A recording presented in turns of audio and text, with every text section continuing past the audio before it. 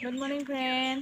ঠাণ্ডা বতৰ, এয়া গৰম গৰম ভাত লৈ লৈছোঁ। আজি বাহিৰত খাওঁ বুলি ভাবিছোঁ। আমি গোটেইকেইটাই এনেকৈ ভাত আজি বাহিৰলৈ আনি লৈছোঁ আৰু এনেকৈ আপোনালোকে খাই কেনেকুৱা পায় নিমখ লগাই খাই থাকোঁ। আপোনালোকে ভিডিঅ'টো চাব শেষলৈকে।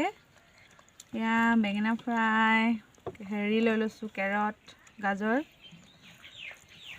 আজি এনেকৈ খাম ভাতকেইটা। Hello' friend. নাই উঠা পাপাই।